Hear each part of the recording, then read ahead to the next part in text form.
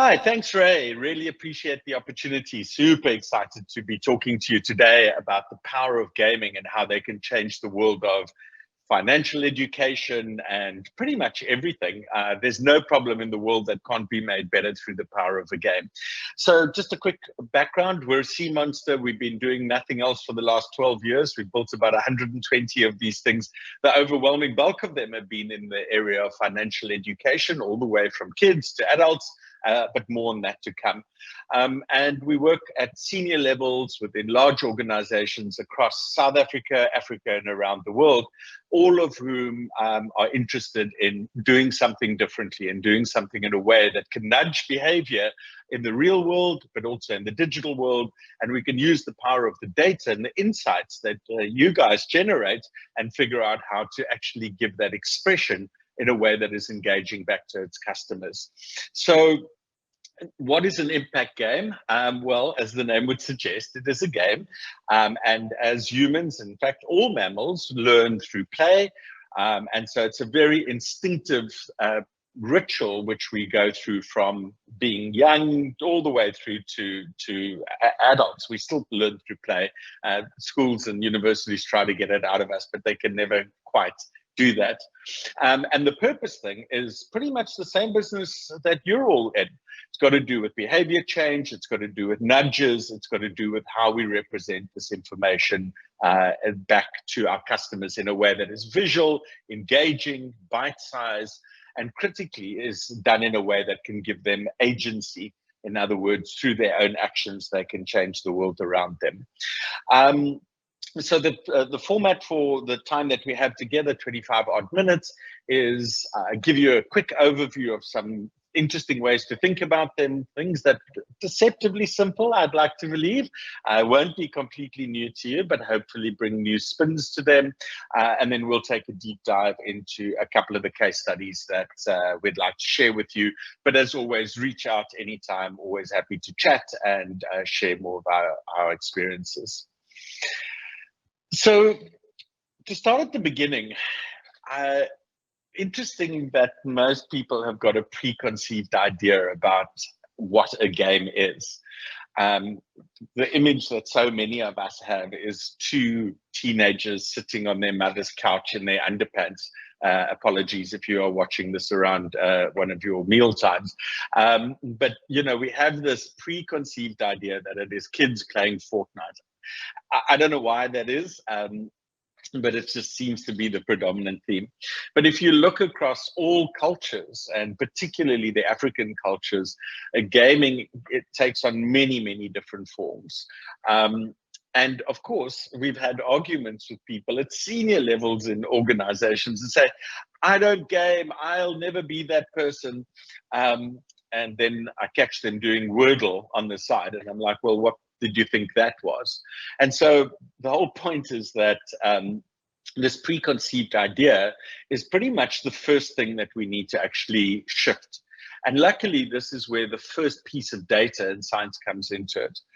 35 to 55-year-old women are some of the heaviest gamers in the world. They spend more time and more money than many other demographics. What? You mean our customers? Yep, the Candy Crush generation.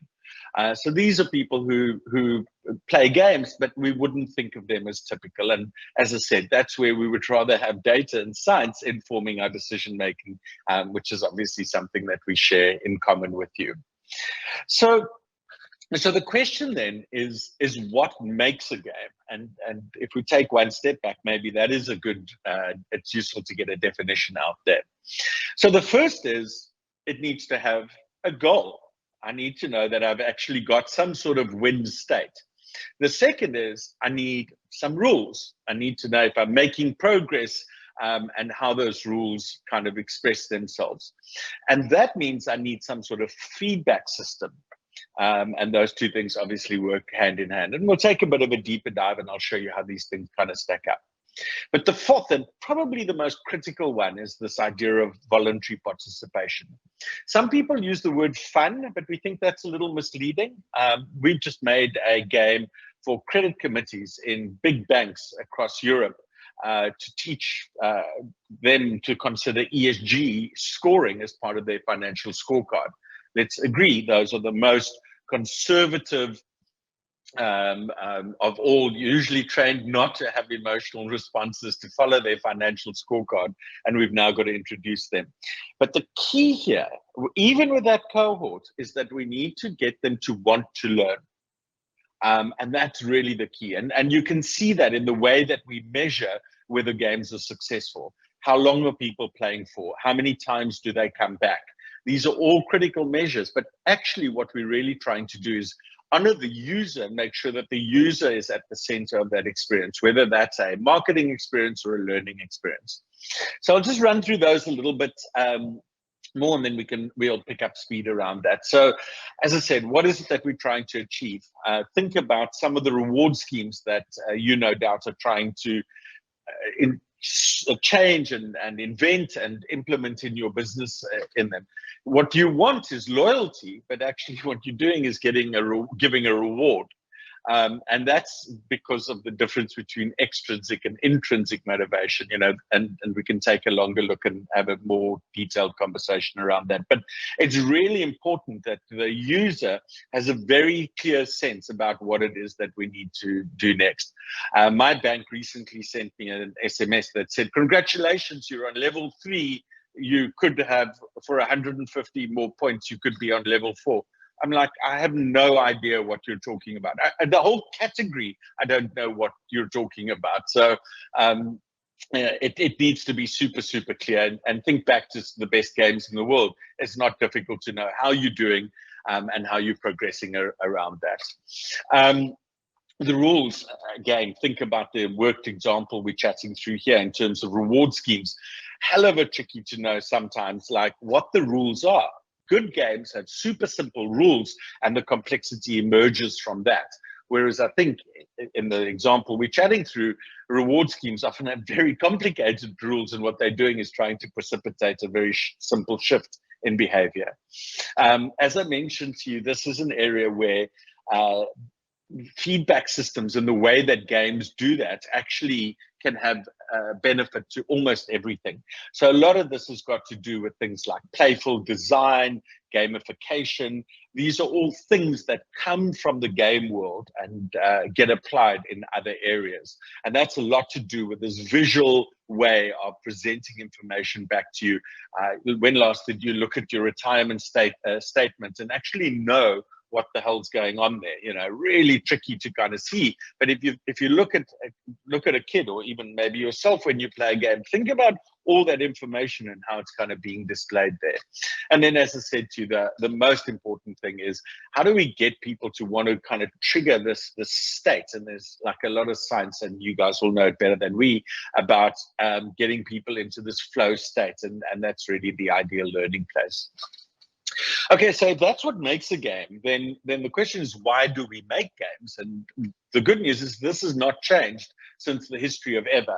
It's, technology might change how we do them, but not why we do them. And it's typically always a combination of, I want to drive some sort of social purpose or a learning outcome, or it's pure entertainment. But even if it's pure entertainment, you still got to learn the rules. And unless you're genuinely playing on your own, there's always some sort of social element, but you get how these kind of things combine.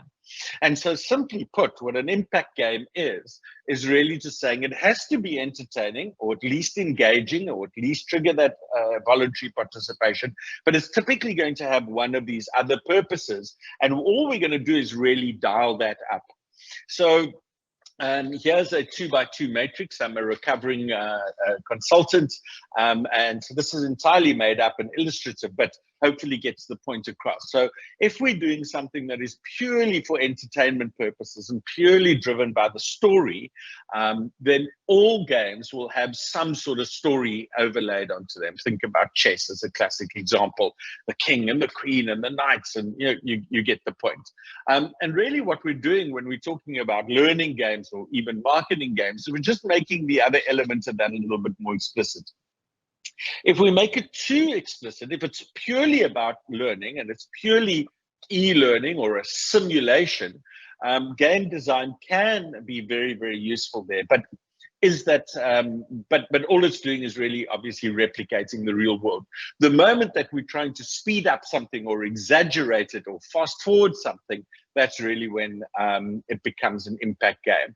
And we can talk through lots of examples. Living It Up is the one that we did for Capitec, and I'm going to show you what that looks like. And of course, there are games out there, things like Minecraft. And again, I know I'm triggering that reference about those kids in their underpants, but a lot of games have been repurposed as pure entertainment to drive another point. So one way to really think about that and to really bring that home to how that applies in the financial services space is this cash model.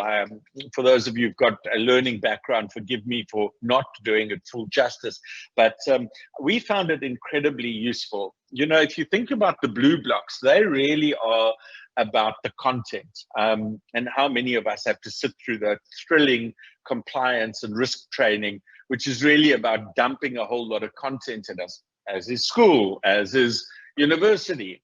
And what we're hoping is that from that emerges a set of skills that we can apply in the real world. But what we know from the world of work is that actually it's the attitude which determines success. So yes, I need you to know something, but it's how you show up and how you use that information. And particularly in the context of financial education, it's the habit forming piece. And so nothing does that better than a game. Those nudges, that ability to tweak your dopamine centers to drive pleasure into the decisions that you make is something that I think we can all agree games do particularly well. And that's really why they are such a powerful instrument for financial education generally, but in the financial services space, the applications are enormous, because we all know that what we want to do is not focus on what people know, but focus on what they do. And what we need them to do is change their habits gradually, systematically, over a course of time. And what that means is we put the user at the center of that experience, not the content. Again, think about that voluntary participation thing. So games, like drugs, are the best way to form habits. Let's use this power for good, not for bad. Gamblers, by the way, use this for bad, and they're actually really, really good at it. Let me give you a couple of examples of this, and we can chat some more from there. So Capitec, as you know, amazing brand, amazing achievement in terms of how they've come into the market over the last 30 odd years now, and really shaken things up. And they are, as they say, a data-driven business in the truest sense of the word. And they approached us with a simple insight, and they said, look, like every other financial institution in the world, we have a commitment to spend money in financial inclusion. What could we do to turn this into a strategic advantage? Super simple. So rather than, forgive me saying this, fitting this away, the money you all spend in little activities or sometimes even significant activities, what happens if we focus that and do something a little bit more significant? And what happens if our primary business sponsor is actually the head of data, with a secondary sponsor being the head of marketing, but the money's coming from the financial services space? And we're like, where do we sign? How do we do this? And so we went through a co-creation process with them. We got alignment at a very strategic level about what it is that they're doing. You'll see that there's actually very little branding on the game. So the credibility of the brand is all that we really need. People are not stupid. They get that this needs to be a branding that, this is brought to you by, but they're not trying to sell you anything in the short term. And the way that the game works is it lives on the App Store, and therefore it needs to compete with pretty much any other game out there. This genre is like a homescapes. You start off with your basic apartment and you want to pimp it. You want to buy furniture, a TV, fridge, story of our lives, right? You got to go to work and you got to make all of these decisions along the way, and then stuff happens, and were you insured? So we're slowly being explicit about some of these financial concepts. But actually, what we're really trying to do is get you to think about delayed gratification. This idea about setting a dream and then working systematically towards that. And so that's exactly how the game loop works. A series of dreams, a series of things that you'd like to do through your avatars, and what you want those avatars to achieve in their life. So just to give you a bit about the theory of change that underpins the work that we do, is those avatars were not selected at random. And so those avatars were based on the huge insight that they have into their user personas. And unfortunately, we see in far too many businesses that the insights that companies have often goes to lie in a drawer somewhere. And we, as game designers or storytellers, are saying, no, that's just the start of being able to reflect back to your customer themselves in the game. I think that's a powerful thing to do. Don't get me started on the nation building and undoing the legacies of colonialism and all of that. But allowing people to see themselves in the world around them is critical.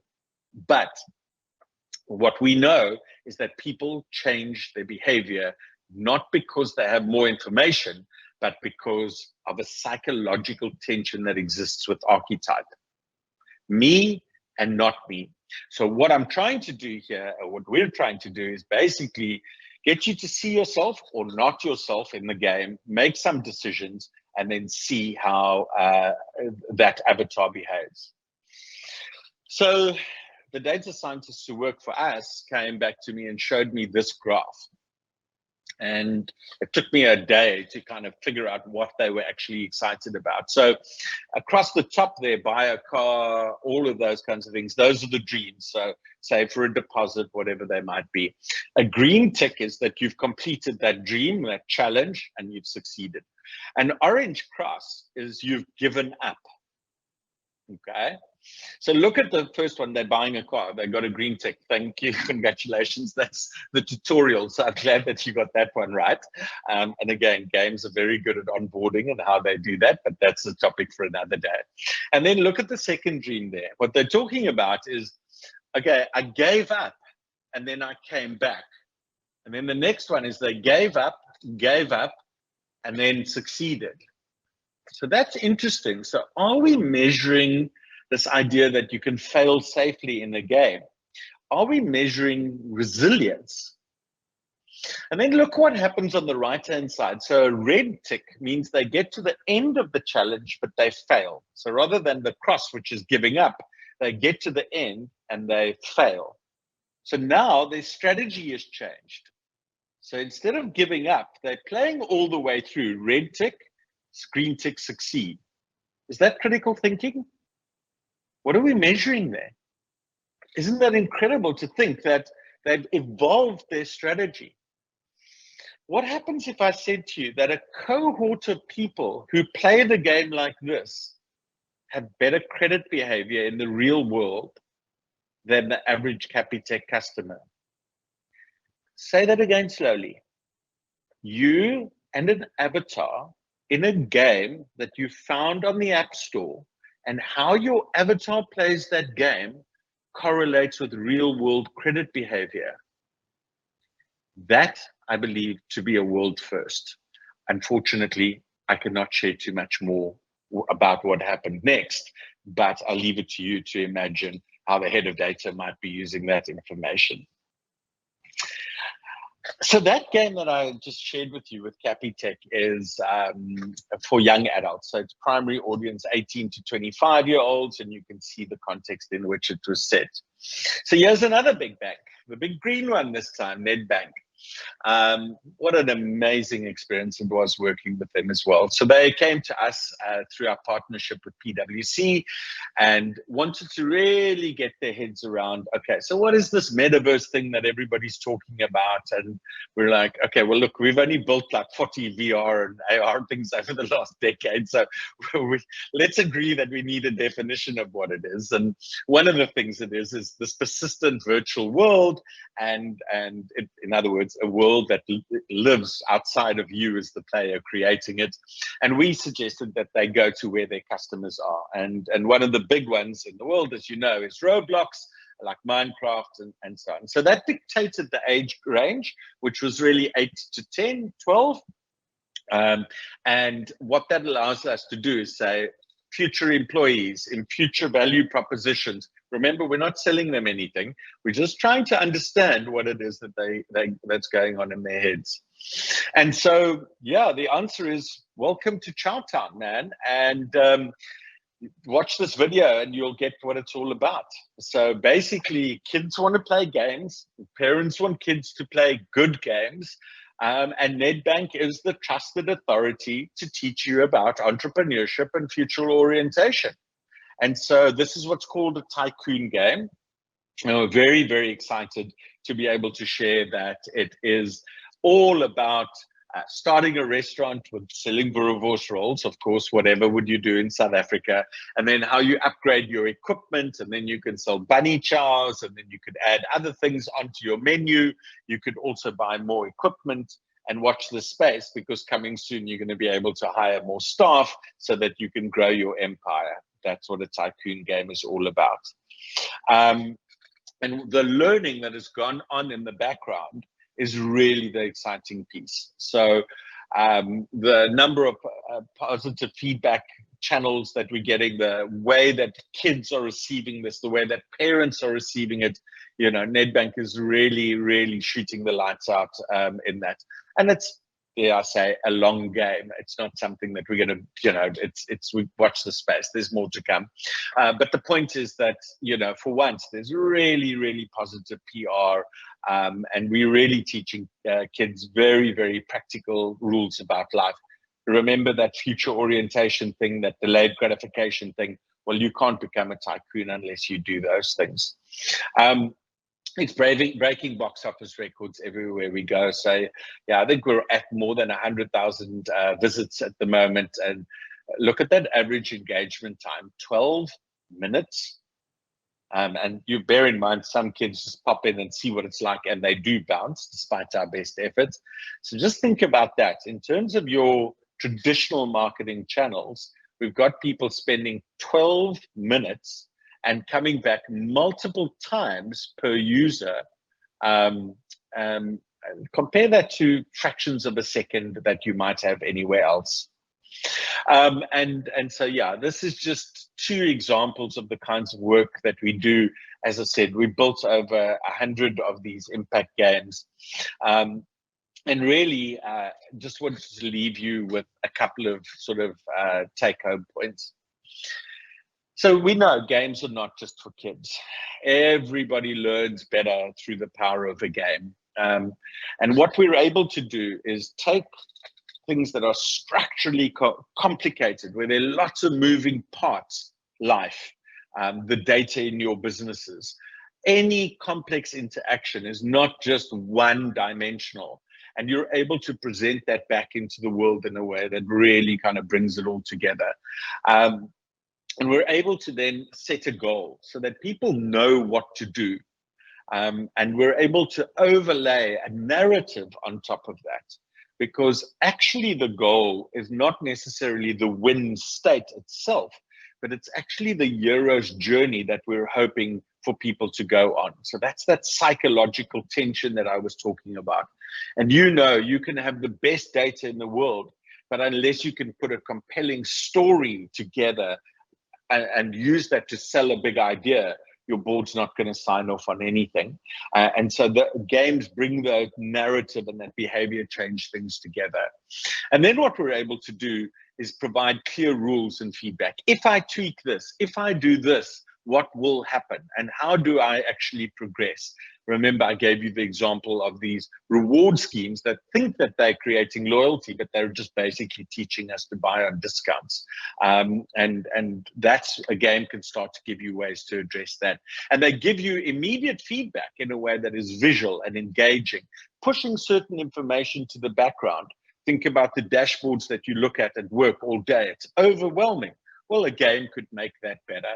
And that's really got to do with playful design and those elements of gamification that can be applied to pretty much anything. And then just to say, lastly, it's all got to do with the user. It's not about the content. It's not about the data. It's being able to put them in the center of this experience and give them a sense, whether they are corporate credit committees or young kids thinking about what it is that they want to do in the world. The question is, how do we get them to realize that through their own actions, they can make tomorrow better than today? And if that's what we've done, then as financial service custodians, we've achieved our mission here. My name's Glenn. I'm the CEO of Sea Monster, and we'd love to talk to you anytime about how we could help your business.